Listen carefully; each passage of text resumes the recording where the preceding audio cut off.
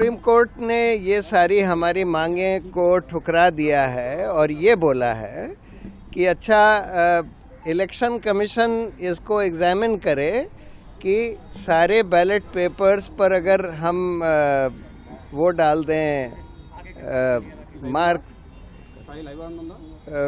उस पर मार्क डाल दें जिसको बार कोड जिसको कहते हैं बार कोड डाल दें तो उसकी फिर मैकेनिकली मशीन से काउंटिंग हो सकती है कि नहीं, इसको एग्जामिन करें। सुप्रीम कोर्ट ने मतदाताओं और राजनीतिक दलों में विश्वास जगाने के लिए व्यवस्था दी है कि ईवीएम 45 दिनों तक सुरक्षित रहेगी और अगर नतीजों के बाद 7 दिन के भीतर शिकायत की जाती है तो जांच कराई जाएगी।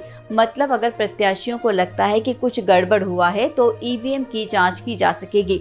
उम्मीद है कि विपक्ष सुप्रीम कोर्ट के इस व्यवस्था से जरूर संतुष्ट होगा। फिर भी ये उम्मीद करनी बेमानी है कि आगामी लोकसभा चुनाव में हारने वाले ये नहीं कहेगा कि सरकार ने ईवीएम के जरिए बेईमानी की है, क्योंकि हर बार चुनाव को जो पार्टी हराती है वो ईवीएम पर ही संदेह करती है। आपको बता दें कि भारतीय जनता पार्टी ने साल 2009 में ईवीएम का विरोध किया था। तत्कालीन बीजेपी नेताओं ने देश में बैलेट पेपर से चुनाव करने की मांग रखी थी, पर शायद सभी दलों के मन मस्तिष्क में ईवीएम के प्रति भरोसा ही है कि आरोप लगाने वाले भी कभी इसके खिलाफ आंदोलित नहीं हुए और न ही चुनाव का बहिष्कार ही किया।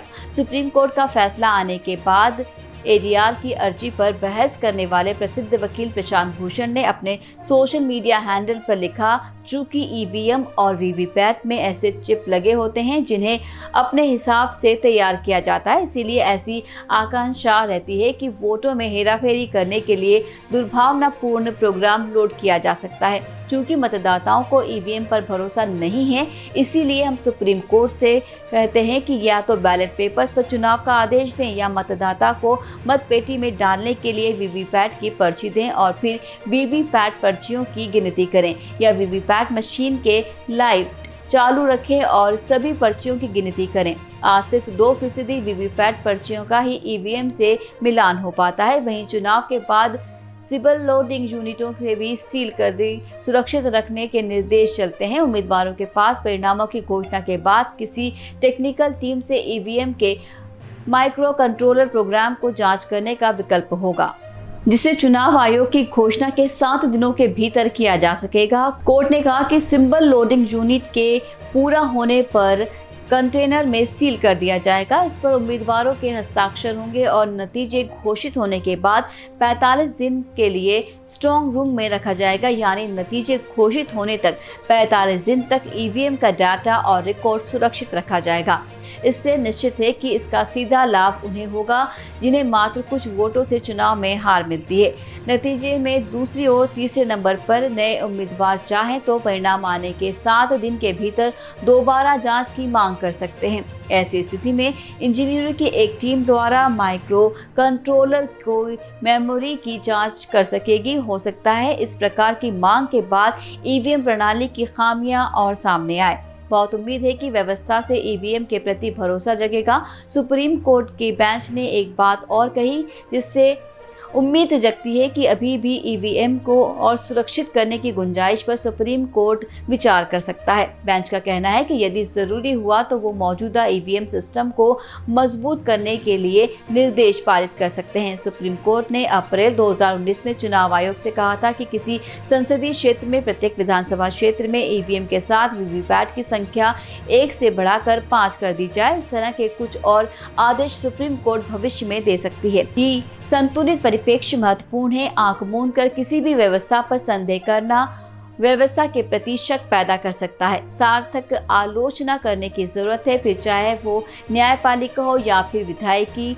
सुप्रीम कोर्ट की इस बात में दम है, क्योंकि इसमें कोई दो राय नहीं कि व्यवस्था और तकनीकी फुल प्रूफ नहीं हो सकती है। इसे ही हम डिजिटल फ्रेंडली के रूप में कह सकते हैं। जब तक करेंसी का जमाना था, जाली नोट प्रचलन में आ गए थे, तब हम डिजिटल पर शिफ्ट हो रहे थे।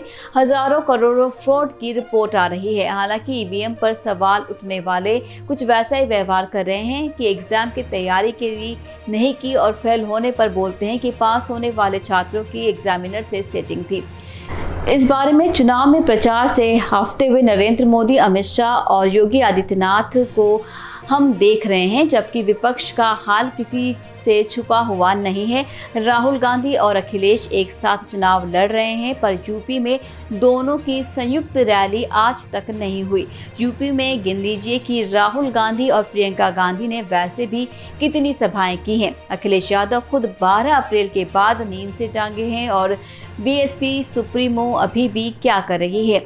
लोगों की समझ पे ये सब कुछ परे है। ईवीएम अगर वास्तव में मैनिपुलेटेड है तो निश्चित रूप से उसका विरोध उस लेवल का नहीं हो रहा है जिस तरह का होना चाहिए। ईवीएम के विरोध में आज तक देश की एक भी पार्टी ने चुनाव का विरोध नहीं किया है। इंडिया गठबंधन ने अगर बिना ईवीएम के चुनाव न होने पर विरोध का फैसला किया होता तो नज़ारा कुछ और ही होता। आधे अधूरे विपक्ष के मन से ईवीएम का विरोध करता रहा है। जनता भी इस बात को शायद समझती है। यही कारण है कि कांग्रेस ने भी ईवीएम पर आए फैसले का बहुत संतुलित कमेंट किया है। सियासतों पर जारी रहेगी हमारी ये बातचीत और ऐसी अपडेट्स के लिए जुड़े रहिए आप एयर न्यूज़ के साथ। मिलेंगे अगले वीडियो में। दीजिए विदा। नमस्कार।